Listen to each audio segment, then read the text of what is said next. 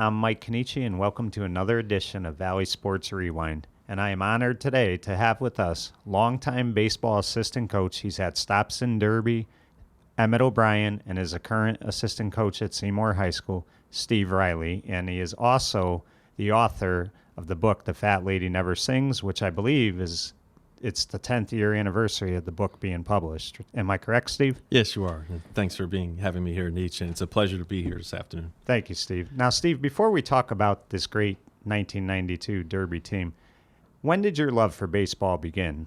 Oh, probably when I was about 13. Really? Yeah, and even before that, when I was used to watch games and listen to games on the radio and watch games on television. And I was actually in 1968 or so, I was an avid Detroit Tigers fan. Oh, wow.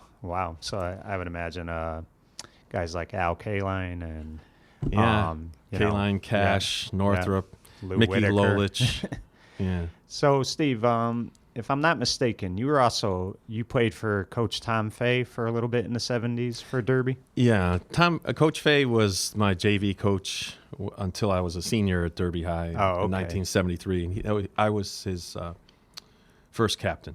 Right. Along with co-captain. So you had played probably for Don Cavanola, right? Or who? No, he was before me. I played for Bobby Martino. Oh, okay. In between the two. Right.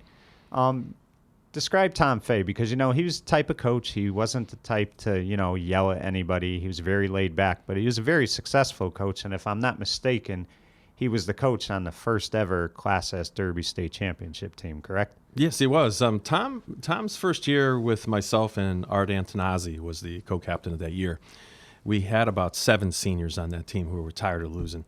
Right. And Coach Martino had retired, and Coach Fay came in, and Coach Tom is a really big pitching advocate, and right. Tom is a guru of coaching pitchers. Right. And he did a very good job that year of coaching some young pitchers as well as older pitchers, and one of which you may recall the name of Ricky Slowick, who was one of our top pitchers. We had pitchers such as Walt Biesadecki. Oh, okay. So that year we had a lot of talent. Johnny Vitello played on that team as a shortstop. Bill Gorzolani was the catcher. Dennis O'Connell was our first baseman. Wow. So a lot of good athletes. A lot of good athletes on that team. Rick Ulusky was our center fielder. How'd you guys do that first year?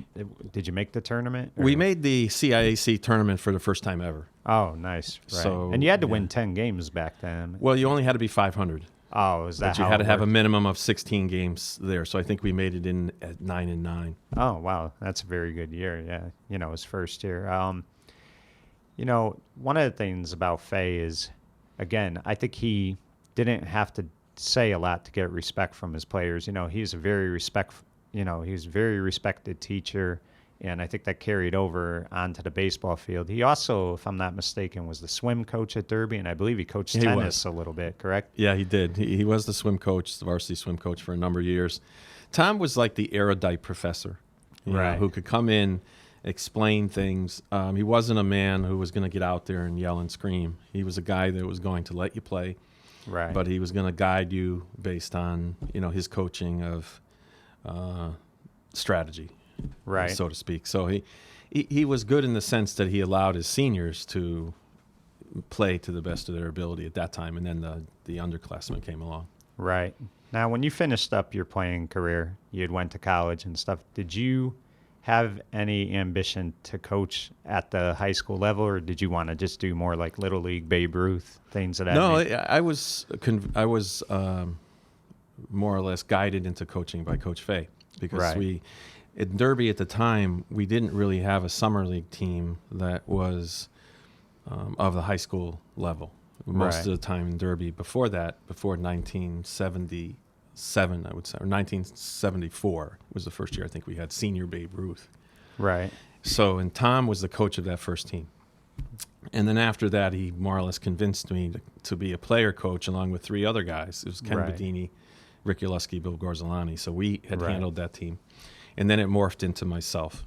And then, so I took over the senior Babe Ruth team early on in the 70s, especially 1976 and 7, I believe it was.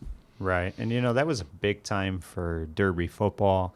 they were definitely the number one sport in the school. So Yeah. it's not always easy for kids to get motivated. I mean, I know in basketball for years, it seemed like a lot of times, and the record showed it, that the kids didn't, they loved playing, but the losses didn't bother them as much. But then you go into baseball season, and is it hard to get kids who played basketball, who also play baseball, getting them to focus on winning? What would you say about that?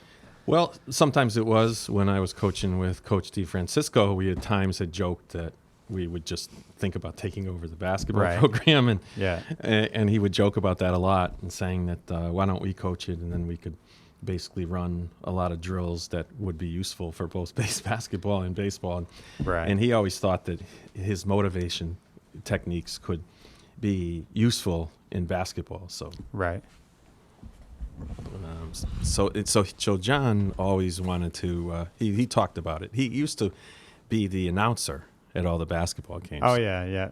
It's funny. Rich Marazzi, I had him on the TV show, and he told me a funny story about John. They were playing Derby one time in the basketball game, and he swears up and down that Derby had hit a shot at the buzzer, but the buzzer should have already been over. And he swears that John D rigged it. So he asked John D, and, D denied it. And then he told me about 10 years ago he saw D, and D finally admitted to him that, he did, put it in Derby's favor. I thought that was kind of funny about D. Yeah. Describe John D, when did John D come on to the staff as a coach? Well, John came on after Coach Fay retired. And you have to remember that John had coached freshman and JV for 17 years I believe, before that. So he was hesitant at the time, he told me, and that he went back to Coach DeFlippo and talked to him and asked Coach DeFlippo if he thought that he was ready, he being John, was ready to be a varsity coach. And it was Coach DeFlippo who had convinced him that he was. Right. Now, did you have a friendship with D when he was on the staff, or did you really get to know him more when he became the head coach? I knew John before that. Obviously, he had been a coach at Derby High, so I had known who he was. He started coming to some of my Senior Babe Ruth games. And he came to our Senior Babe Ruth District Finals way back in 1977. Right. So that's when I first got to see him coming to the games. And so I knew him from then. And obviously I knew him when he was a teacher at Derby High. Right. Now, when you first started coaching, I had John Sponheimer on last week, and, he said when he came on to the Ansonia staff, they just asked him, we need somebody to help out with the freshmen. He thought it was going to be a one-year thing. It turned into 45 years. I believe you've been coaching well over 30 years now. Did you ever think that this was going to be a long-term thing for you, or is it just something that happened? Well, in 1986, I had gone back to school for an advanced degree in law. Right. And I had some extra time. So at that time, I had coached the summer league team. John had called me and wanted to resurrect American Legion in Derby. And he wanted to know if I wanted to coach the team in that summer. So when I went to visit him at Derby High, he had a meeting with his players to talk about creating an American Legion team. I asked John at that time if he wanted to have any help during the high school season. Right. And I think initially he was taken aback, didn't realize that what I was talking about was being there every day. So then once he learned that, then he knew he had some additional help. So it became, we had a really struggle. We had a lot of struggles in that first year because of injuries. Right. We lost, and this was 1986, I believe, or 87. 87, I believe. Right. Yeah. We lost 3 pitchers in the span of a weekend at the beginning of that season. So it was a very trying season, but it was John's first season, and we got through it. And what was the coach and the staff that first year besides you and John? If I remember right, I think it was Tony Lionetti. Right. He had done the JVs, freshman or JV. Yeah. Right. And I can't recall if it was... Now, George Titulio wasn't there yet. George Titulio had helped John when John was a freshman coach. George came on not in 1986 because Andy Mancini was with us for a while as well. Right. But I'm trying to think back as to who else might have been helping. And didn't us. Tom Fay come every now and then to kind of help out a little bit? As a matter of fact, Tom came to work with the pitchers. He occasionally enjoyed throwing batting practice, which is kind of a funny scenario as well because he could sometimes take it out on the kids who didn't treat him well in school. Right. He had that advantage when he had the ball in his hand, so it was kind of funny. Now, let me ask you this. Sometimes what coaches struggle with is when they get, guys who have played football, they kind of sometimes would have that attitude. They don't have to listen to the basketball coaches or the baseball coaches. Did you guys struggle with that at all the first couple of years? Because I know there's been Not time. John. No. No. You didn't want to get on John's bad not side. with John. Because I think part of it, the advantage he had was he coached football. So Right. these are the players that already knew him, already knew his temperament. So it was an advantage for him. Right. So they really never did. Occasionally players would joke with him, things like that. But no, he didn't have any trouble with discipline at all. Right. Now, you had mentioned you struggled the first year, but the following year, I believe the 1988 season, it was a very good Derby team. I believe they lost to Ansonia in the tournament, if I'm not mistaken. They had You're not mistaken, Greg no. Patinella was a very good Yeah, we pitcher were very for you fortunate guys. that year. We had a lot of tough players. We had Jimmy Albert was our catcher. Right. Greg Patinella was a pitcher. Aaron Sill was injured that year. He came back later in the season. He was Right. injured from wrestling. We And had Frank Pacheco. at Right. first base. Eddie Picarillo was Right. a shortstop. We called him Pokey. Pokey, right. So there's a lot of good stories in there about him Yeah. in the So book. we had Pokey. We had we had Pecorillo in center field. Right. And he was very good. We had Vinny Marulli, who played Yeah, right field. good player, So we yeah. had Dave Foley, who played left field. Right. And I believe that team finished either at 500 or over 500. They were very good. They were very Yeah. good. We won 7 games in a row going into that tournament. Right. Using Lou's hat. Was that Lou's the year? hat, yeah, Right. yeah, that was- Which was pretty cool to read in that book. One of the things about The Fat Lady Never Sings, which I think the thing I enjoyed reading about it the most is it just kind of takes you back to Derby, sports in general. And you get to kind of relive some of this stuff and remember a lot of these names. And I mean, was that your motivation around One of writing them, yeah. the book? It was certainly there were a lot of good people that played for Derby High School baseball, and a lot of good Right. people that played Derby High School sports. And it was governed by a lot of good people. Right. Lou DeFilippo, John DeFrancisco. You see, these are good people. Tom Fay. Right. And it was nice to be able to recollect a lot of it and to try to get it down and do Right. the research to go back and do that. So, yeah, it was. A lot of them deserved Right. to be recognized, and they never would have been. Right. And you mentioned a lot of unsung heroes in this book. One of them that I really enjoy, and it was probably my favorite part of the whole book. Talk to me a little bit about Nick Daruba. Nicky Daruba was great. He was handicapped in the sense of Nick. Right. Nick was not a dwarf, but he was very small, Right. statured, but he was a great kid, and the Right. kids loved him. The rest of the team Oh, loved yeah. him, He was very well liked. Yes. and he was our manager that year. And what happened was the kids were so enamored with him that he had a certain attitude about him. Like he would tell John all the time, well, plan A don't work. Let's figure out plan B. Right. He was always he kept John on that level where he could put things in perspective. So Nick, the players decided, not the coaching staff, but the players, we went along with it, but the players decided they wanted him to be in uniform right. because they didn't like the idea that he would be on the bench and he wasn't one of them in that sense. So they had a parent make a uniform and change one of the ones that we had so it would fit him. Right. And they gave it to him, and Nick was really, that was really a heartfelt thing. And then he was on our bench after that. And then the last game of the year, after the JV game, Coach Jocko Viette You're right. put him in the game. So, Right. and he actually had an at-bat. He played second base. He actually whacked the ball a few times. So, yeah, we were really proud of him. The thing is, I mean, that's a great job by Jocko because, I mean, he kind of made a boy's dream come true, which tells you he wasn't thinking about the outcome. He was just trying to do something good for a young kid, which I thought was really remarkable about Jocko. Yeah, he just wanted to see Nick have that chance. Right. We were kind of worried about it, obviously, Right. that he might get hurt. But And didn't he make a didn't turn play out at that. second or something? Yeah, he made a play he at threw- second. He hit the ball. I mean, probably whacked it for him. It would have been a home run speed, but it was. Right. But it was really great. He actually gave me a few rides in his car, which was really a harrowing experience. There's that, very sad season that you talk about. Yeah. Coach D's father passed away, and Yeah, it was a difficult time. That was a difficult him, time, especially. and that was a difficult time for a few years for John. That really hit him hard. How difficult was it to coach that season when that happened? I mean, he basically just. I mean, his mind obviously was not on the game.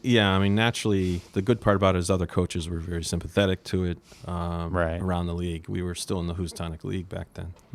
I remember, if I'm not mistaken, though, a lot of people thought that would be it for him, too, that, he was going to step down after that season because, he just couldn't get, if I remember, he had mentioned that he just couldn't get his mind back in the game, and he thought it would be best to step down. But fortunately, he came back, and I know the following season when he came back is when you had to leave the program for a little bit. The 1991 season. 91 season, yeah. He was going through a very difficult time, obviously. I mean, you have to realize his dad was his best friend. And he also was his coach in high school on baseball. Right. And so he coached, he played for his dad, and his dad was his best friend. He was also a fellow teacher. Right. And the same subject matter. They both taught English at Derby High School. So it was difficult for him. I think baseball was a respite in a way. It took his mind off it, and the kids were good, so they helped him along. And that's one of the joys of coaching baseball is you find that sometimes, or coaching a team in high school, is sometimes you find that players will surprise you as to being good people themselves. Exactly. And if you know John D, you try not to ever take anything he does personally, but one of the things you mentioned in the book is when you stepped down, he kind of told the players that you would quit on them or that they were, you thought they were losers. And I think he did it to motivate them, but I mean, were you a little upset? I mean, the players, I wasn't really, obviously, I was trying to get back to the team, get back to coaching and helping them out at the end of the year. Right. He had a lot of guys come that year that, basically volunteered that year. He had Rick, that was Lucarelli, the thing. Yep. Ronnie Leno, George, of course. Yep, they all were there. And Tommy D'Onofrio, I believe. But at the time, he was going through a rough time. I never took any of it personally. Right. I thought that it was just him trying to motivate his players. I did get to talk to the players individually. And then when I came back to help them again, it was, in that same year. So they weren't too... originally I had a couple of players who looked at me funny, but after that, they're also kids, so I mean, you just kind of take it with it. Yeah. But that team was a very good team. It looked like that. When you look at the 91 and you look at the 92 team, I think a lot of people felt like that 91 team could really win the Class S, and it didn't work out. They got beat in the second round, but that 91 team was very good. They had a lot of talented players, and I believe that team went 12-8. If I'm not mistaken. Yeah, they ended up 12-8. I mean, they were better than that before that. I went to a bunch of games. Yeah, I think they were like 12-4 or maybe 11-5. They came very close in a couple of games, especially the game that I talked about in the book where they lost to Cheshire. They had the tying run, circling third base. And unfortunately, the player slipped, and they lost the game. But they had a lot of talent on that team. And also they had... if I remember right, that was Pat McMahon catching. First base was Mike Smetana. Second base was Willow or Rob Piccarello. Right. Eddie Piccarello was not the shortstop then. It was Joey Martin. Right. Then we had Brian Marcuscio was left field. John and Roman played center, and then right was Pete Krasnowski. Right. Third baseman escapes me for the moment. That might have been Eddie Piccarello. I don't know. Well, I think Ed had graduated by then. Graduated. That's right. That's right. He had graduated by then. So I'm trying to think of who was that third baseman, but that team was extremely talented. Yeah. Right. And now you talked about that you didn't know if you'd be able to come back the next year. I know Pete Krasnowski was pushing for you to return, but you really didn't think you were going to be able to come back, did you? Yeah, the hardest part about it is practicing law. Right. I could not guarantee that. In coaching high school sports, I know that in order to do it right, you really want to be there every day. Right. Because players then get to know you and they get to respect you because you're in the trenches with them. You're working hard with them every day. And it's only when they don't really get as much respect for people who show up once a week or maybe a guy who just shows up to the games.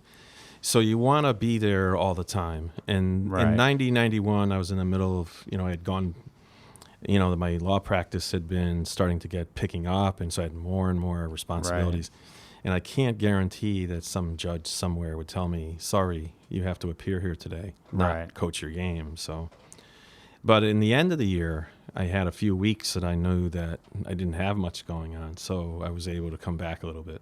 Right. And, the thing about any championships a team wins, if you want to talk about the 96 Yankees, you see all the things that went into winning that. Joe Torre was going through a lot of family problems behind the scenes. His brother had needed a new heart and things of that nature. And this 92 team, when you look at them, there were, some interesting stories. There was, of course, you brought it up, the team losing to Shelton on Thanksgiving to have the first losing season in 28 years. And, of course, you guys weren't really sure what you were going to get from Benny Bartone that year with the broken wrist that he had. So talk about a little bit about going into that season, what your expectations were. Well, we knew that we had two pitchers back. Right. We knew we had Ben Bartone, we had Don Shepard. We lost 6 out of 9 starters from the 91 team. So we had Pete Krasnowski. He was back. So we didn't know really how we were going to fill in a lot of the other blanks. We talked about it. That was the thing. Ben, unfortunately, with that injury, we didn't know at the time, come spring, whether he could play the infield or not, or would we just be DHing for him and letting him pitch? Right.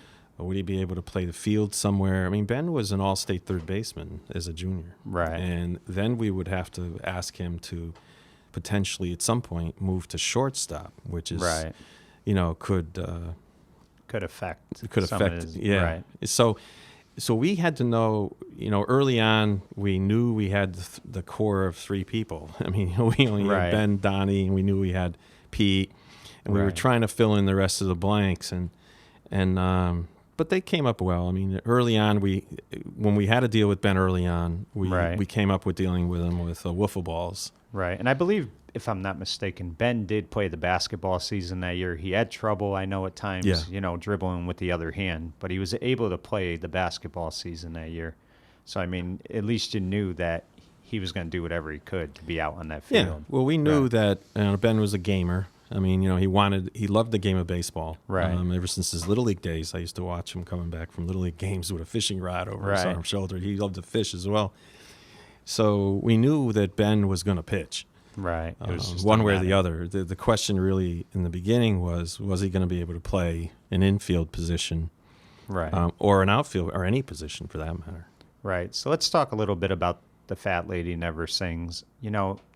I'm reading this book, and, the way you're talking about the team meeting, you're talking about what kid was sitting in that chair, who was doing this. I mean, all that stuff, you can't there's no way you took notes of that in 1992. So it's all memory. I mean, talk about how long it took you to write a book like this. Yeah, I mean, I know you had been flirting with it since probably 2000, but, how long did it actually take you to when you finally started writing it and finally getting it published? How long did it take? Well, it took me, believe it or not, only 6 weeks to write the first draft. Really? Yeah, it took a year and a half to edit it. Right. So, the editing process is a long one. And if I remember, you had talked about, maybe it was at the library or one of those places, that every time you kept bringing the book, the guy kept saying to you, "You just don't get what I'm trying to tell you." That was my editor, right? Right. So he was very tough on you, but I think looking back, you're probably glad he was, because it made the book that much better. Yeah, I mean, the thing that one of the things that may not be known is that at the time that what came out was first of all, it's a memoir. Right. And the topic of memoir was in the press at the time with Oprah and I think it was James Frey, as to, James Frey was allegedly taking things and creating them. Right. So it had to be truthful. And and yet I had to try to really sit back and remember everything that went on. And I do remember it because it was easy for me and John to remember some of these things about players because it was funny. It was funny or turn an emotional thing. A player who's standing outside the door wanting to listen to what these coaches are saying about him. That was pretty neat, yeah. Yeah, we knew they were there. Right. So that was pretty, you can remember that because it was a motivation for us. So it was a funny, lighthearted time where we would sit back and say, now we know that our players are around the corner. And one thing, the game does, and I'm sure it did it for you, is it relieves a lot of stress. You're having stressful days at work. You could at least come to the ballpark and kind of put that behind you for a couple hours. Well, the diamond never changes. And that's the thing about it. The beauty of it is that for those 3 hours or so when you're in a practice with kids and you're on the field, that becomes the important thing. And, so it gives you a sense of perspective about what's important. And so that's where I was able to get a respite from all the other things. Right. And, you talk about only having really 3 returning starters. You had a lot of guys. I mean, one of the guys that came out for the team for the first time in his high school career was David Ann Roman, and I believe he was your center fielder. Right fielder. Or right fielder. You also had Joey Guyon, who was a first-year starter at third base, and we'll get into him in a minute. I think you had Gino DeMauro at second. Yep. You had George Hay at first base, who, was one of your power hitters, but still a new position player. And then, of course, you had freshman Joey Leza as your catcher. And, I mean, you talk about what Joey did in that first year. I mean, if I remember correctly, he had 4 Grand Slams that year. I want to say it was either 4 or 5. I know it tied he state was record at the time. I mean, for a freshman, what he was doing. I mean, and he's a very good defensive catcher as well. So, I mean, that was something that was probably a gutsy thing on the coaching staff's part to do because, he's a freshman still. But you guys put him there, and, I mean, it really worked out great for you guys. Well, Pete Krasnowski was a very close friend with Joey at the time. He knew Joe. Even though Pete was a senior, he knew Joe as a freshman. We knew that Joe Leza was very successful in Sandy Koufax ball, that he played in the summer. And he was a very good Little League player. Yeah, so we knew that Joe was a raw talent when he came up, and we knew that he had the size that he could play on the varsity level. The question really was going to become, could he compete at that level, and could he throw runners out? Could he play the catching spot? But the advantage we had was we had the 2 pitchers who were experienced, and then we had Coach Fay to help the pitchers along and help the catcher along. Right. So with calling pitches or making suggestions. So, but the trick was to get who are many of the players who are basically football players at first, baseball players second. But that was to get them into the mold. That was the crazy thing because it was a reversal with Joey. Joey was a baseball player. Joey was first, a baseball player, and he was a very good football player. I mean, he was a very tough kid, a great lineman. But baseball was his first passion. I mean, he loved being on that field more than he loved being on the football field. Yeah, and we started to learn that maybe, and he'd have to speak for himself, that maybe that was true also of Ben. Right. That Ben was a polished pitcher since he was in Little League. Right. He was a quarterback as well, and he came from a very, very big sports family. When you think about it. Right. You just mention the name Bartone and Derby, and well, that's football. But for Ben, he was a very, very good baseball player. And I think his parents at the time were worried about his baseball career when he got injured. Just as much as any possible college football career, they were really worried about baseball. If you watched any Little League or, Babe Ruth for that matter, Ben Bartone and Eric Walenia were like just 2 unbelievable power pitchers then. You couldn't touch either one of them. So you always felt that big things were going to happen for both of them. And, unfortunately, Derby lost Eric to Notre Dame, but, they were able to keep Ben. And, pitching wins games. I mean, you could have all the hitting in the world, but you have to pitch. Talk about, I laugh your story about opening day, how nervous D was that day. I think you guys played Kobe Cathedral. Right. And, and he didn't eat anything all day, and you took him or you brought a sandwich from the full deli belly or something like that. John never ate before games, and I kept telling him that you had to eat. You just couldn't go out into a game and try to. If you didn't eat lunch, I mean, then you wouldn't have eaten since breakfast, and that was a lot of what he did. So when I would come back from work, I started buying these Italian bread big sandwich subs, and I would start buying them for John and then hand them to him. And then what he would do is eat what he could eat and then hand the rest of them into the players' area. So they would start finishing them off. So it became like a little bit of a ritual where he finally started eating before games. And it was because he had a lot of anxiety about winning. Oh, yeah. In Derby, it's, you want to be a winning coach. You want your niche, so to speak, in Derby sports. And I knew that weighed a lot on John's mind. Right. And what was interesting, too, is early on in that season, you guys were having trouble putting back-to-back games together. And what was, really frustrating, I think, for Ben is Ben was pitching just as good as Donnie was. Donnie was getting the wins. Ben wasn't, because you guys were, most of the time when Ben pitched, going against the other team's best pitcher.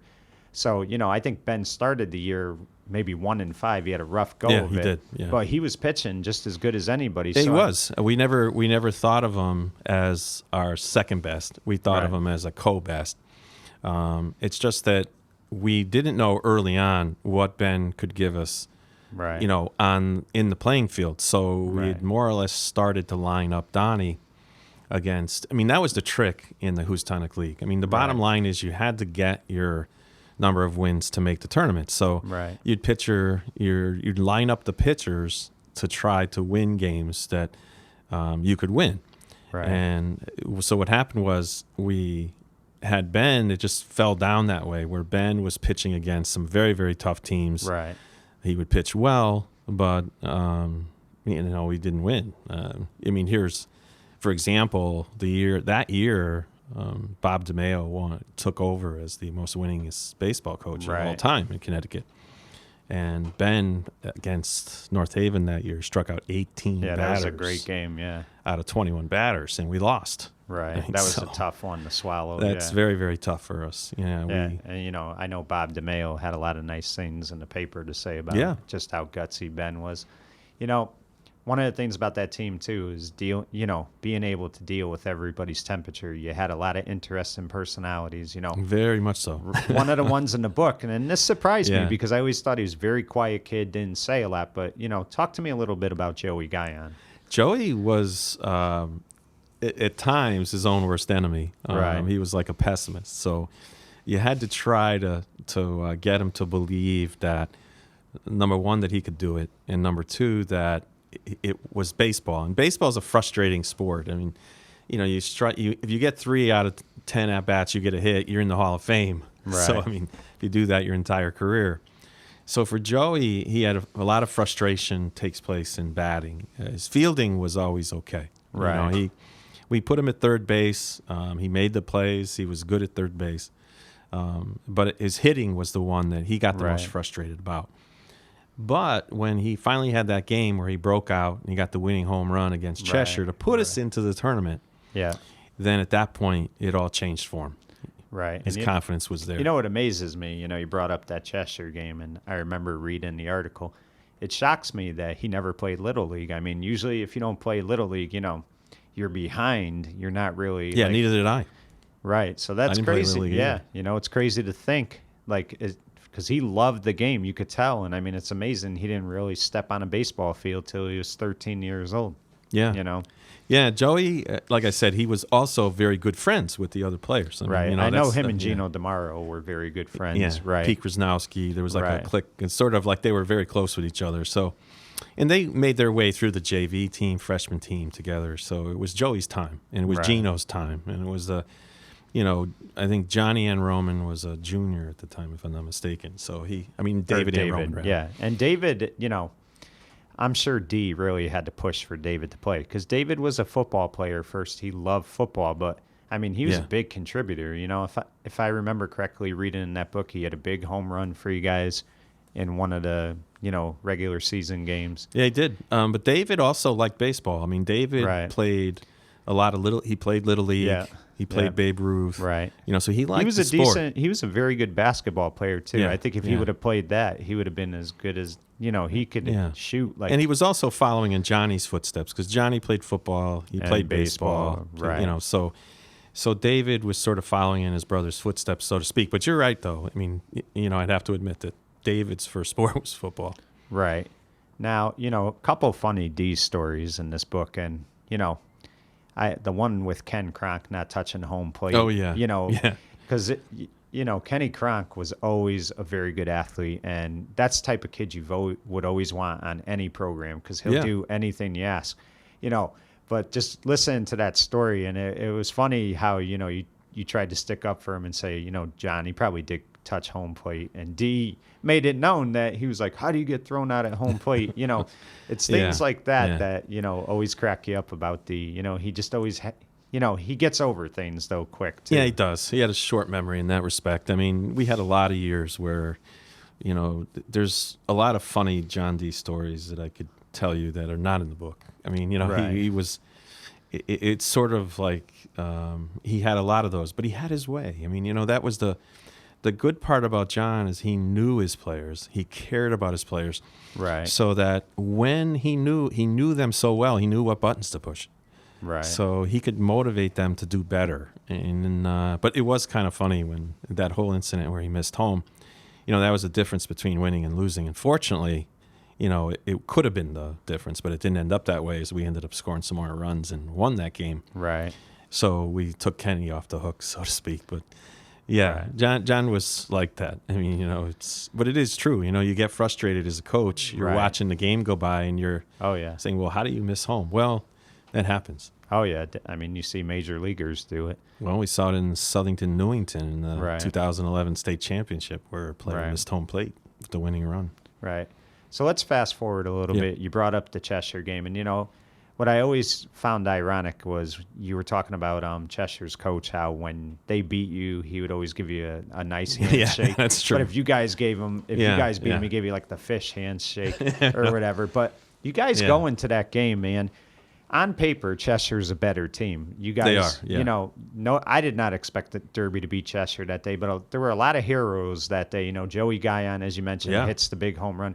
But talk about how gutsy Donnie Shepard was that game. Well, Donnie, you know, it all went for Donnie. It all went back to the summer because Right. we had played American Legion that particular summer. Donnie played, Ben played, you know, so we had a number of those players. Pete Krasnowski played. So, well, Right. no, Pete played on his own. He had a different team he played on. But Right. but we had a core group of kids that played American Legion that year. And Donnie, we went down to Cheshire one time and we were playing Cheshire's American Legion team, and Donnie had the bases loaded and nobody out. Right. And I was yelling out to him that, you know, you can get out of this. You know, you're only a few good pitches away from getting out of it. And some fan had taunted him, Right. you know, and said, hey, I like to see him get out of it too. So when you fast forward to the game against Cheshire in high school, Right. to Donnie, he came up with the bases loaded, nobody out. And he was on the mound again. It was not new to him. He knew Right. that he had to do something different than what he did in the summer. And he got out of that inning. And I think getting out of that inning was the one that broke Cheshire's back that day. Right. They thought they were going to win easy. Cheshire was the type of team, they were very, very talented, but they would take the long bus ride to Derby. They wouldn't take batting practice. He would say, we don't Right. need it, you know, that kind of thing. They were like really overly confident that they would beat us that day. Right. And so many interesting stories from that game. You know, Donnie gets out of the inning. Tools could not be at that game that day. That's correct. His job Yeah. prevented him from that, so he was Yeah. calling up the payphone a lot, Yeah, he trying, was trying right. to get updates. He was trying to get updates, yeah, from center field. So, you know, it's the bottom of the seventh, and Joey, I'm trying to remember, was he the first batter of that inning, or was it? I don't two really out? recall. Right. I'd have to go back Right. and read the book myself. But I know I it was an mean, 0-2 count. Yeah, it was. And all of a sudden, I mean, he just hits a solo home run. He wasn't Yeah. known for his power. So, I mean, he hits that big home run. You guys get in the tournament. And I'm pretty, you know, even though it looked like you guys were probably going to get in the tournament because you had, you know, a favorable schedule, doesn't mean you will. You still have to get that 10th win. Exactly. Describe that moment watching him go around the bases. I was coaching third base at the time, and if I remember right, Cheshire had brought in one of their aces to come in a relief pitching. There was a relief pitcher that came in. I think his name Right. was Shanley. Very good right-handed pitcher, threw hard. And so when the ball goes up, I'm watching it from the third base coach side, and I'm like, wow, this thing has a chance. Right. You know, when it goes out, certainly I was elated. I mean, Joey, I think, didn't realize it till he was rounding almost second base. He was on his way to Right. second base. But you can see the players, especially Pete Krasnowski, they all knew what it meant to get into the tournament because there was Right. very few Derby teams that ever did. You know, you can go back prior to that year, you had the 88 team, you obviously had the 77 team, Right. but there was nobody else. I mean, Right. so to make the CAAC tournament for those guys was sort of like, It was kind of redemption for Yeah. the And- guys that played football. and that's one of the things that, you know, when you're trying to make a championship team, that you have to watch out what goals you set for them because once they meet those goals, then Yeah. they start to lag back. So Right. the challenge for us was, yes, it was a very big time for us, Right. but yet to reset our goals to do something else. Right. And you know what I liked about the whole story about that game is great. You know, D stepping on Gino DeMaro's goggles. That's typical D. I could see D doing something like that. He probably told him 100 times, take those off. Yeah, sure. And then I love the fact that you guys appreciated Brian Marcuscio and him, always, helping out. Yeah, with sure. Right. Yeah. And, making sure that you guys ordered a pizza for him after the game. So, I mean, it's things like that, it's like a family. And I think that, you're not going to win unless you're all in it together. And I think, that 92 team, that was one of the things. They were all in it together. Yeah, one of the things that was nice about the 92 team was they were also a very generous group of kids. I mean, in other words, we had a gentleman that was hanging around the team named Mickey. Oh, Mickey Ruggiero. Yeah. Real nice guy. Sparrow for many years. Him, Danny DeGennaro. Yep. He would come around and Ed give them Reganey. stuff. He came around to the games or the practices. And Mick was the all-time Derby fan. He really was. Yeah, and the kids took a liking to him. So, like, whenever an older guy or older person would hang around our team, it wasn't like they would look around and say, well, who's this guy and what do we need him for? They were the kind of kids that said, hey, this is pretty cool. This guy shows up all the time. He brings us ice cream cones once in a while or something. So they were much into that. And they also, during the year, this is before they won the state title, they gave away gifts to different people. Right. They would hand things to, they got their hands on like a bat rack, hat holder or something, right. And they would give them away to guys that had shown up and people that were supportive of it. So that was the nice part about those kids. They were also very generous kids. Right. Now, let me ask you this. You guys make the tournament. What do you think the feeling is for Ben, Donnie, and Gino? Unfinished business still? I mean, do you think making that tournament in their minds kind of, helped get over that losing season in football, or did they need to win it to validate, I think they expected to make it. I think Donnie, Ben, they sort of expected to make it. Right. And I think it was unfinished business for them to a great degree. I mean, one of the things that may not be known is I think I mentioned it in my book, but I'm not sure. In 91, when we went into the quarterfinals, there was a freak fly ball that just hit Don Shepard right on the hand. Yeah. And so he had a tough time pitching in the quarterfinals. So to him, it was unfinished business. Right. He should have won that quarterfinal He was a game. Baseball person first, yeah, he was, too. Yeah, right. Donnie was. A very, very tall, strong player. Football toughened him, I think, to a certain degree. Banged him up to a certain degree, but on the same token, Donnie was one of those pitchers who had a big hand, right? And those guys can really sometimes. He had a great changeup, and Tom Fay was able to develop that with him because of the size of his hands. Right. So Donnie, I thought it was unfinished business. Same with Ben. Same with Pete. The other guys just didn't know the experience; they hadn't been there. Right. But that was the good part about it. That team had a good combination of older guys and younger guys. Before we get into the tournament, when I look at that coaching staff, yourself, Jocko, D, and Tools, I always kind of look at it as, if something ever went wrong, if, the players did something or something to that nature, you would have to get the blame because out of the four of you guys, you were the calm one. And, the other three, they always were a little, not crazy in a bad way, but just, very crazy characters. Give me that great at times I would have to calm down John or tell him, put it in perspective. Or Jocko was a big motivator type of, and George was the motivator on the team. Right. George had a very good relationship with the kids that were non-baseball players in a sense too. I mean, he had a good way of motivating them because he came from the real world. I mean, he wasn't a teacher. He wasn't. We were all. The thing that we liked about it was that we all came from different backgrounds, but we were all in the same place. Right, and you were all friends, which was good. Yeah. So that was what was great about it. And give the audience that. Great Jocko quote that you put in the book, one of the best ever. You know what I'm talking about. Which one?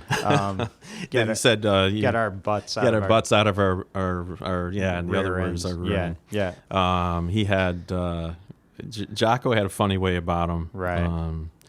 But he Jocko was a very good football player. Yes, he was. That was his passion. Right. Yeah, he was a monster back on a successful Derby team. So Jocko had a way of really being enthusiastic with the younger kids. The JV program, he was in charge of it.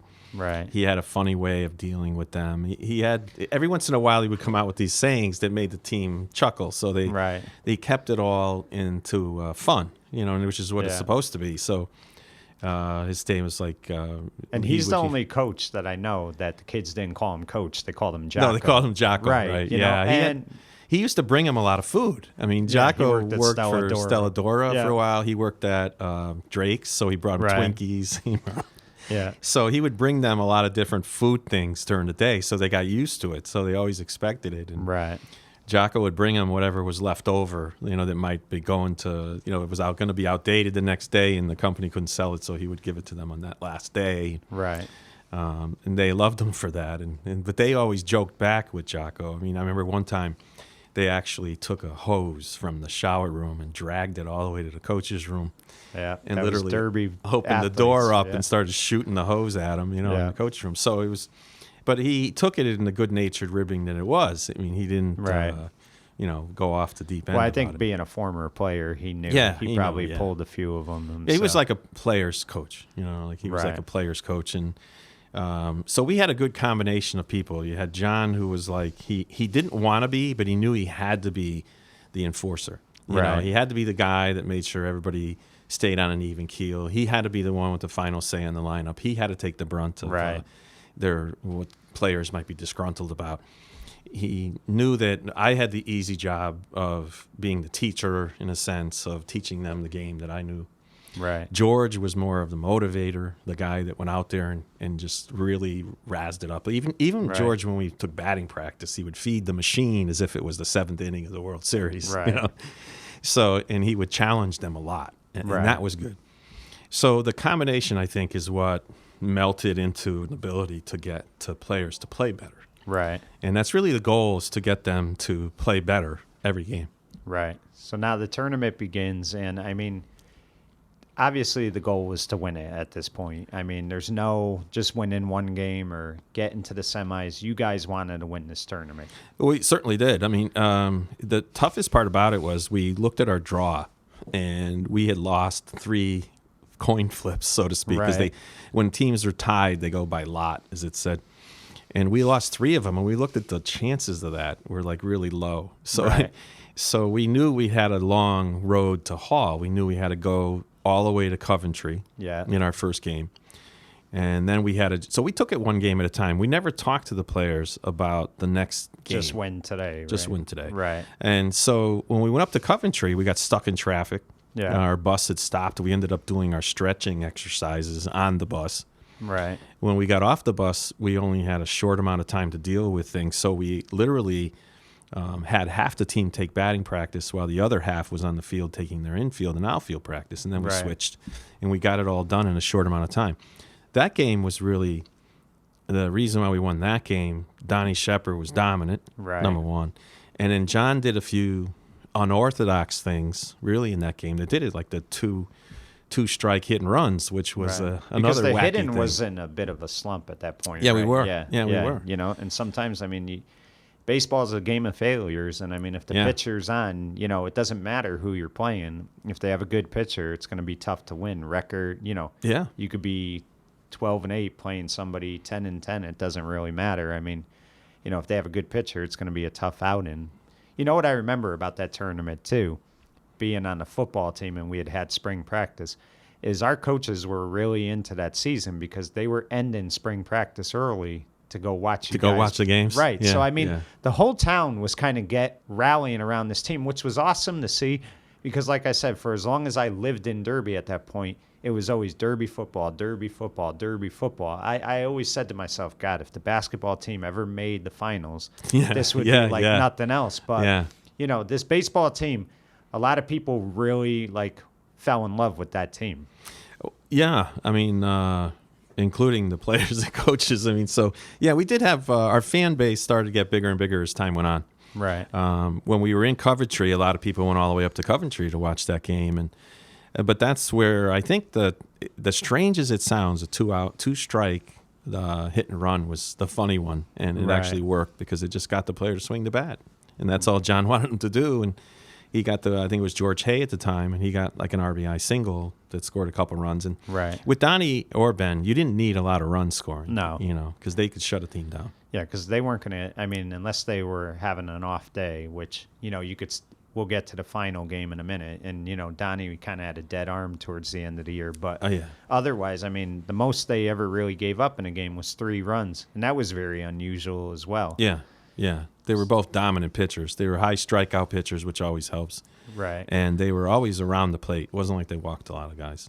Right. So you guys get in, you win the semifinal game, which was a very tough game. Why don't you talk about that game before we go in the final briefly? Well, don't forget about the quarterfinal game, because that was Ben Bartone's forte. That was his day to shine. Gino did tomorrow's day to shine in that quarterfinal game. And that's what I mean. Everybody played a part on the championship team. Gino made a few of those diving stabs in the hole that really saved that game. And so you had the quarterfinal game was Ben's time to shine. And then Ben wanted to win badly because he wanted to prove that he was just as good as Donnie. Right. And that was part of it, too. And I think sometimes competing against each other makes the team better because they're trying to outduel each other. So, I think that really helped. Tell me what that Thursday afternoon and Thursday evening was like for you. How nervous were you before that game? Before the final game? Before the final game. Before the final game? You guys had played, I think, that Wednesday. So yeah, we had won on that Wednesday. You really didn't have a lot of days off. So, you just kept playing. So you didn't have to have a whole week to think about it. But, that Thursday had to be a very nerve-wracking day for you, correct? It absolutely was. We had gone, what happened was I used to, on my way to work every day, I stopped off at a little sandwich shop in Sultan, and I used to see Joe Bonanto there every day. Right. So Joe had been in the state finals 3 times. So a lot of it was talking to Joe about, what did you do? And he would freely tell me. He was very good about that because he originally came from Derby, I believe. So So we knew that, we John and I would talk about what we were going to do. And we had a lot of these late night meetings at his house where we would talk about what we were going to do for the next game or the next day or how we were going to work it out. And that Thursday, we knew we had to have a short practice, that we knew that the practice couldn't be long. We wanted them to go home. We wanted to let them. And unfortunately, with Donnie, when we got on the bus after we won the semifinal game, the players were whooping it up. And John was just trying to bring them back down to earth. Right. But he yelled on the bus, nobody ever wins. Nobody ever remembers the runner-up. Right. And so that shut the team up immediately. And that was in Donnie's head, too. Right. Yes. Because I remember you wrote it in the book, but I remember Dee telling us in class about that, how, looking back, he probably shouldn't have said it because Donnie the whole day in school was a nervous wreck. He was a wreck. We finally had to tell him to go home. That Thursday, he was throwing baseball bats up in the air. Really? That's how much he was. That's how much anxiety he had. Right. When we went up to take batting practice, which you might remember this, is that we used to have to bat on the Little League field up above. Right. Then take our fielding practice. Had that fence right there. Yeah. So Donnie was up top, and we were trying to take batting practice, and he was having trouble hitting. Right. And Donnie had been in a little bit of a slump. For him, it's a slump. And he was getting frustrated in the batting cage. Right. So then he came out of the batting cage. He started flinging the bats up in the air, and I had to basically go back and talk to John about it. And we both decided just tell him to go home and get him out of there because it wasn't doing him any good to sit around and let that fester. We thought he'd be better off and especially since we were worried that fear may start to impact the rest of the players. Right. That they might start to get nervous and feed off with Donnie. They're saying, if this is our starting pitcher tomorrow. Right. What's it going to be like? So we told Donnie to go home. Fortunately, he just went home. I think he wanted to. And the rest of the team practiced. And because Donnie, it was starting to weigh on his mind that was his ball game to win or lose the next night. And I think, tough on the kid. I think it was a good thing it was a Friday game because I think if you guys had to wait another day, those players would have been so anxious. They would have been. Yeah, they would have been. Right. So you play a very good Terryville team. This was a very good team. And this was a back and forth game. It's so many times it kind of looked like you guys were going to, break and you didn't. Talk about that game. One of the things in that game, it's amazing how the tide could turn, because somebody could be the GOAT, but in 30 seconds he could get that pressure taken off him and somebody's the hero. Yeah. I mean, we'd probably be talking years now about Angelo Deruba had you guys not come back in that game. That's right. Talk about, I mean, him getting picked off. That was a huge part of that game. Talk about that game in general. Well, in general, it was one of those games where when we were going into the game, the night before, John was hesitant to call. I told him, we met at his house the night before the game, and I told him to please call up the semifinal loser of the Terryville team. Right. So he finally got up the gumption to call the guy, and the guy would tell him what he knew about Terryville, which was that they had run a lot of different trick plays. So it was a good thing that we knew about that. So we prepared, at least as best we could, to get them ready for those. And then when the game began, there were a few things that fell our way. Like, for example, the bus was bus number 7. So the kids looked at that. Baseball players are very superstitious. So at times they said, oh, look at the bus number. It's the same as Pete Krasnowski's number. It's lucky 7 type of thing, The bus ride down was a very quiet bus ride down. Very unusual bus ride for our team. I mean, we usually took things pretty seriously, but not that emotionally. Right. The team many of the players were emotional, just fearing of losing. And I think that's where John basically said to them, look, we're just going down to play a baseball game. It's a state title game, but we're going, so why don't we just win it? Right. And you're also playing something you love, too. Yeah. So we were like, why don't we just go there and win? I mean, what's the, if we're going to be there, we might as well win the game. And so I think the players sort of took that to heart. I know Ben was very, very emotional before that game. Right. And for a lot of these guys, it was probably their last time playing baseball at a high level like that, So, they were very, very emotional, and that was part of a little bit of our fear. But we also knew that we had talked about a strategy with the team before the game, and John was telling the team flat out, look, here's what we're going to do. We're just going to play. We're just going to go all out. If we get a man on, you're running. If we get a guy on, we're hitting running. Yeah. So the players knew that from the very beginning we were going to run. We were going to hit, swing the bats. So it's kind of like, the players knew what we were going to do. And the fortunate part about it, at least in the first inning anyway, the script sort of played itself out.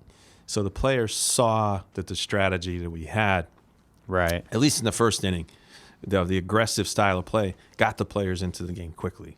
Right. So they started forgetting about the pressure, and they started just playing very quickly. Right. And, Donnie went into that game 10-1. Yeah. And right off the bat, you knew, like, his arm didn't have much. I mean, he had pitched much that season. He was getting, lit up a little bit early on. Ben comes in for a few innings. He, kind of settles things down. But Ben could only pitch, I believe, 2 innings or 3? Right. He had 3, yeah. So Donnie knew he was going to have to come back in this game. He didn't know that.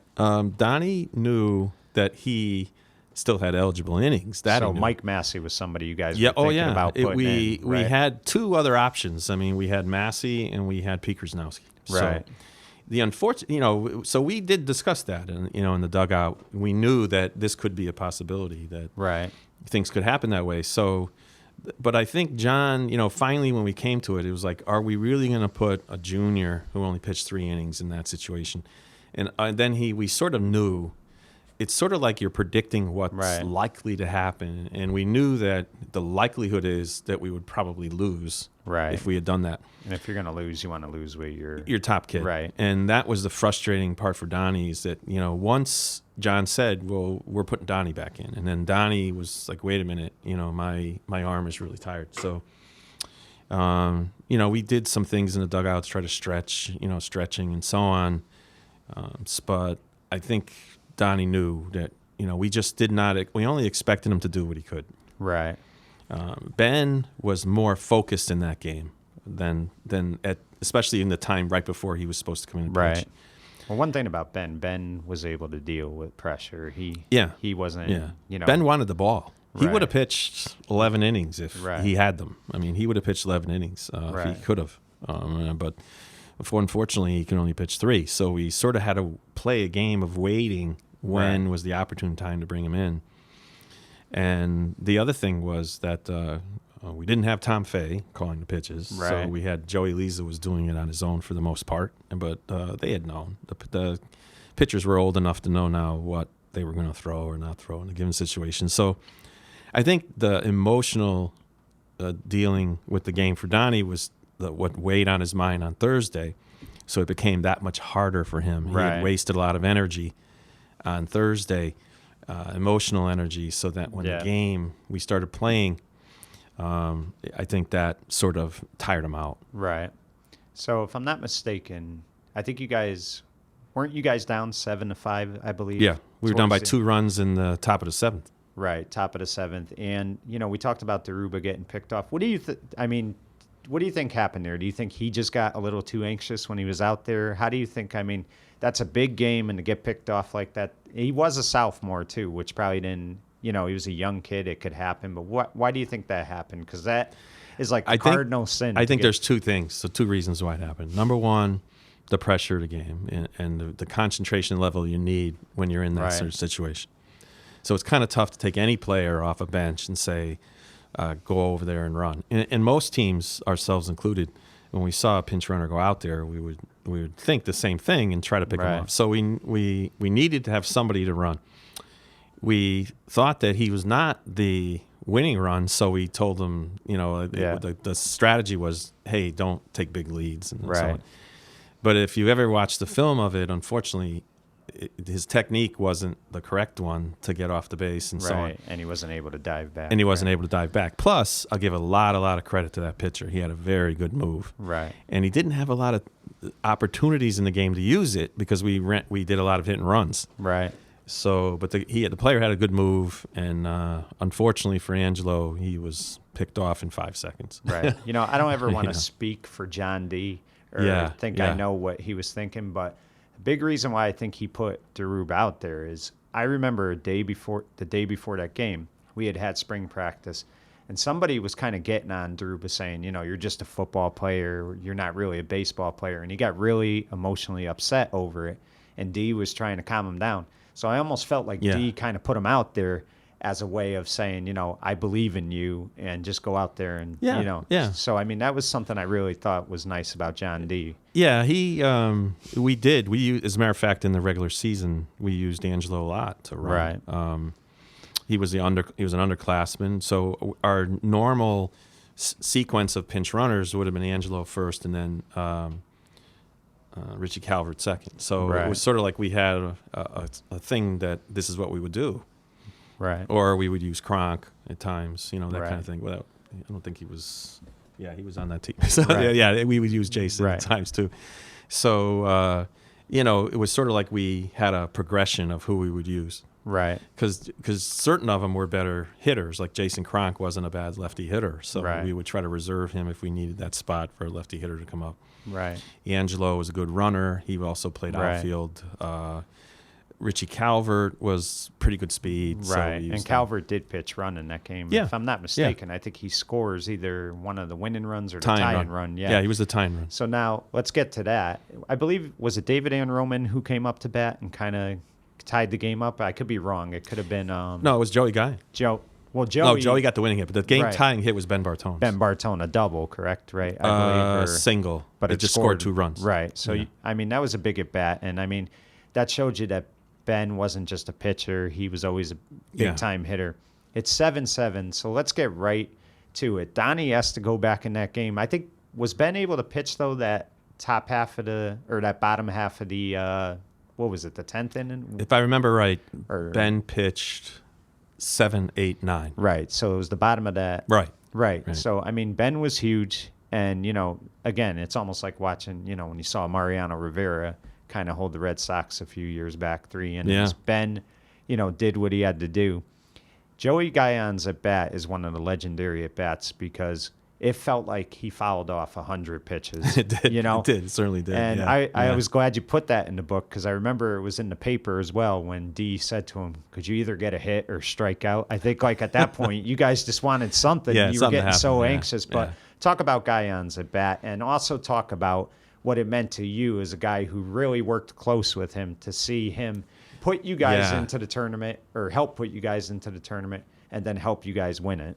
Well, it was great. I mean, obviously it was a great moment for Joey and for the team. But I mean, the what happened was what led up to that inning was very important too. I mean, we had to get the guys in scoring position, so we had first and second, and I believe Gino was on base. Gino was on first base, but John had waited. He wanted to wait till we got Gino on second base, and Terryville at the time had taken and ran another trick play. So they ran, and there's maybe a couple of their trick plays that you wouldn't be able to notice from the stands.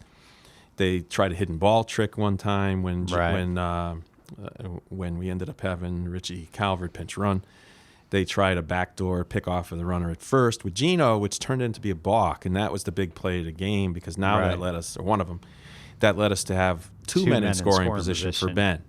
And they probably knew that they couldn't walk Ben because now you're back to that old adage, you don't want to walk on the winning run. Right. And even if they did, you had Donnie Shepard behind him. So we had the top of the order up, basically. With second and third, we had the top of the order up with one out. And we once Gino got to second and Joey Guyan got to third, then we had Richie Calvert run for Gino. Right. And Pekersnowski ended up flying out to right, which I took a lot of heat for holding back Guyan at third. Yeah. And then Ben came up after that, and Ben got the hit. And he just blooped it over to shortstop's head, and they scrambled for the ball, and Richie was fast enough to score to tie it. And I think, that was a big moment because now we knew that, hey, if you could get by if you could tie that up, it's destiny. Yeah. And that was one of the reasons why the football players came in handy at that point, believe it or not, because for baseball players, you go into the last inning and you see, well, we got the bottom of the order and we're down 2 runs. It starts to creep in your head that you ain't winning this. Right. But it was David Ann Roman who walked up to the other guys on the team who said, hey, we got another at bat. Right. Because to him, it didn't. The math of baseball did not compute. Well, there's no clock in baseball, right? So you always got a chance. Yeah. So to David, he was the one that was telling some of the other players, like, what are you getting all upset about? We got another at bat.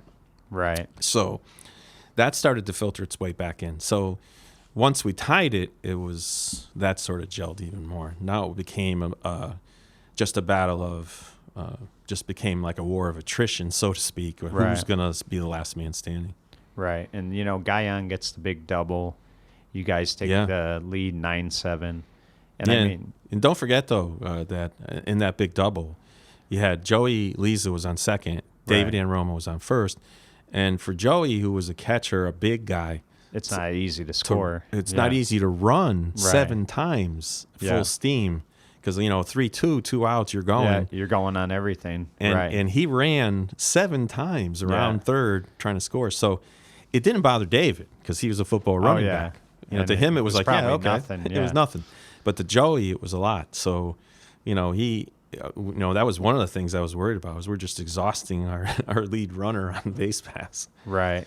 And John was getting more and more frustrated, I'm sure. Yeah. Right. But, that was a terrific moment for Joey Guyan. I mean, again, he had you said before, he was his own worst enemy. But, as the season went on, he stopped feeling sorry for himself. He went out there, got the big home run in the Cheshire game. Then has this incredible at-bat because, he basically wore out the pitcher is what really happened, Yep. So, and the good part about it was, for us anyway, was the 10-inning rule had helped us at that point because their pitcher was dominant. Except for the first inning, he pitched very well. If he had kept going, it would have been awfully hard to beat him. Right. But he had, his 10 innings had expired. So when Joey came up, it was a new pitcher. Right. So in the 11th inning, we had a different pitcher, and it wasn't the same kid that had been dominating us for the whole game. So, that was when our players sort of knew, hey, we got a chance here because there's got to be a new pitcher now. So. Right. But when Joey fouled off ball after ball after ball, and they weren't good hits. They were just he was staying alive, basically. Right. He was just basically tipping the ball back to the screen or to the side, or he was just barely hanging on. Right. And now you go into that bottom of the 11th, you bring Donnie back out there, and away, I think the first 2 guys get on base, if I'm not mistaken. They did. So this is like your typical ending. It's like almost, again, don't want to compare them. They're different, but it's almost like you had John Wetland out there, always made things interesting when he came out in the game. But Donnie battled, and you guys, I believe, get 2 outs now. And did another guy get on base to load it up, or was... No, what happened was, and unfortunately for for Terryville, unfortunately for us, they were more aggressive hitters than they had to be. Right. So I think if that inning had started and all of their players had gone to the plate without a bat, they might have won that game. Right. I mean, you're talking about the first guy up walks, the second guy up gets a hit. Yeah. But the second guy got a hit on a 2-0 count, I think. Yeah. And then the next batter grounded out, if I'm not mistaken. He grounded out on a 3-0 count. Yeah, which I mean, so it's mind-boggling to us. Right. We were like, "Wow, thanks." You know, yeah. It's like, and then, but it was still. I'm sorry, it was still first and second at the time that they grounded out. Right. So in the next ball, it was a 2-0 count, and the batter popped it up in the infield. So John and I were looking at each other like that was the best of all worlds. We don't have to catch it because it was an infield fly rule now, and we don't even have to catch it. We're gonna get that second out. Right. So then, once the second out happened, you saw a change in Donnie's demeanor totally. He said, I got to get this done. Yeah, Donnie became, it was like watching two different pitchers. It was like once 2 outs happened, and it was first and second. He was relaxed. And Donnie then knew, hey, this is in my hand. I can take this right now. Right. And he just struck the batter out. And I believe, didn't he strike him out on an 0-2 pitch? I think the first two were strikes. Yep. You know, he just threw it. He couldn't throw a strike before that. Right. Then all of a sudden, he just like fired it right by the kid. Right. So he strikes the guy out. Let me ask you this. I mean, there had to be a lot of emotions, but let me ask you, going through that game, the ups and downs, was there more relief? Were you ecstatic, or could you not believe it? I mean, what was your feeling like when it happened? Well, on the final pitch, John and I were kneeling down on the ground next to each other. You know, we were like sort of like on one knee. And we were just letting things happen because once Donnie finally got back to, you could see it in his eyes. And once there's 2 outs and you're up by 2 runs, now you know the odds are in your favor again. So I think, unfortunately, we couldn't bring it. Imagine if we could have brought Ben in that situation. Oh, yeah, right. But Donnie then found it. He found some kind of energy. Don't know where he got it from. And quite frankly, one of the things that was not known was Donnie was a very religious kid. Right. He used to miss practices to go to church. So he was one of those kids that would go out there and seek some kind of faith somewhere. So I wouldn't be surprised if that entered into the equation a bit at the end. And he had that look in his eye, and he just started blowing fastballs. He just found it. And, you know, once you get a batter 0-2 and you're up by, so he just blew the next one. But I think if I remember right, there was a tip on that ball. Joey caught a tip for strike 2. Right. So it was... The moment was more, oh my God, like we did it. Yeah, we did it. It was like just an explosion of emotion. Right. And, you know, Steve, anybody that gets into coaching, I mean, everybody has egos. I mean, you want to do good, and it feels great to win. But, I mean, did it mean more to you just to realize that you worked with these kids for so many years? You'd done Legion. I mean, it had to feel like you were celebrating with, like, your sons almost. Yeah, it certainly did. I mean, especially, you know, when that all happened, I looked back at, I could see, just from jumping on the pile, I could still see the players that were there at the game that were part of that. You know, they didn't get to experience that pile, but to me, they were sort of on that pile. And then it immediately dawned on me about Michael Regan because he was in our dugout. He had come to all the games in the season and the tournament, helped us in the tournament, scouting, always, and so on. Always a big Derby sports fan. Absolutely. Yeah, so he'd go to every game. Yeah. So it was like an explosion of emotion. I mean, many coaches, you know, I think if it happened to me now, you know, looking back, I've been doing this now almost 40 years, about 40 years. Right. Is I think I would have been more reserved, you know, in watching a team win. It would have been more of watching them celebrate. You can't ever compare it to the first time. No. Right. So when John and I had talked about it too, he said, well, if we win, like, what are you going to do? And he says, I'm going on the pile.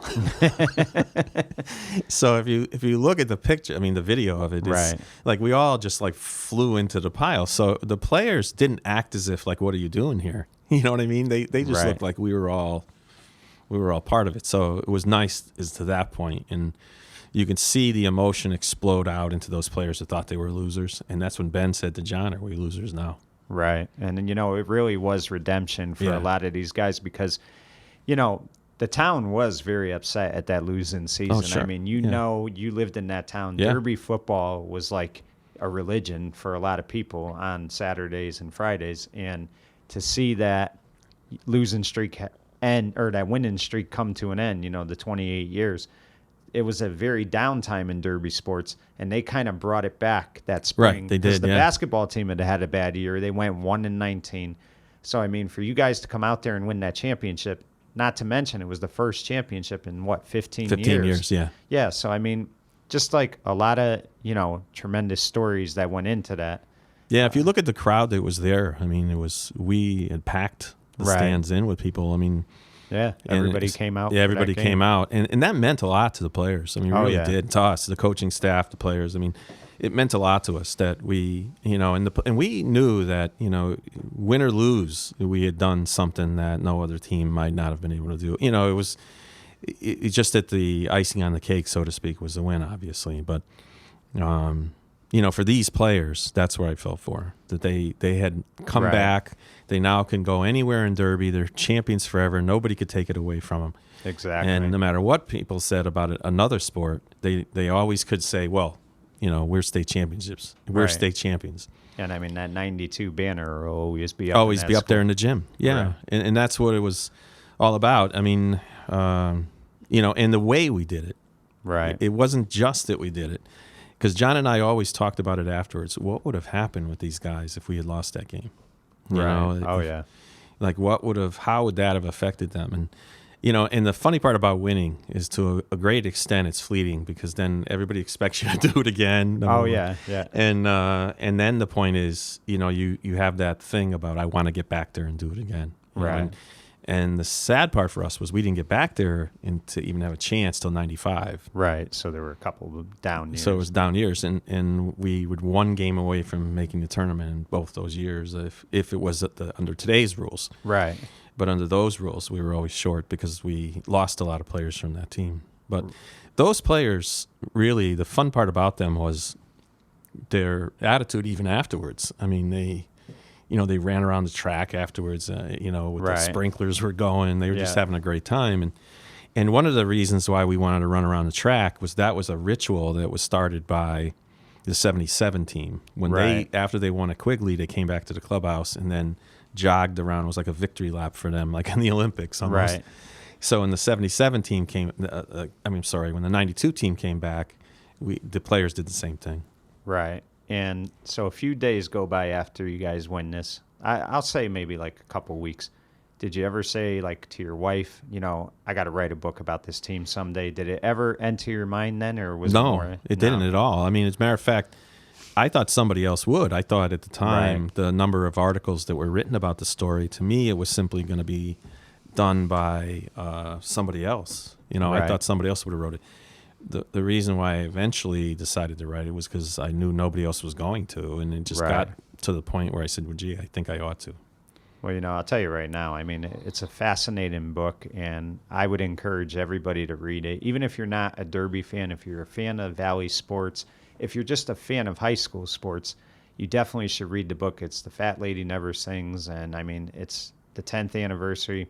And I hope someday, I mean, I don't know if it's possible, but they should have a movie about this. It would just be awesome to see. Yeah, we always wondered about it, like who would play who. We always joked about it, like who would play who, and the story. I mean, who could? And then we always came back to saying the only person that could play John D in a movie like that is John D. Right. Oh, so, yeah. You'd have to just how would you have put some makeup on him. Yeah, exactly. So we always talked about that. Yeah, I mean, hopefully, one of the things that I experienced after writing the book was that the players of the 77 team had come back to me and said, well, gee, why didn't you write a book about us? Like, and I hadn't coached the team that year, but I also coached Senior Babe Ruth the summer before. So about a month, there'll be a second book coming out. Oh, really? Yeah, I finished it. It's through editing now, so I'm working on the finer points. Well, you know what? You're going to have to come back and we'll have to talk. We'll have to talk. So the second book is going to be coming out pretty soon, but it's going to be a prequel to this one. It's going back to 1977. Really? Yeah. That's going to be awesome. Steve, I really congratulate you, and I really think what you've done in high school sports, a lot of people don't realize this, but I mean, you coached Derby 1986 to 1995. Then you were at Emmett O'Brien, I believe, 1995 to 96. You went to Seymour for a few years, came back to Derby when Summer Sockton was the coach.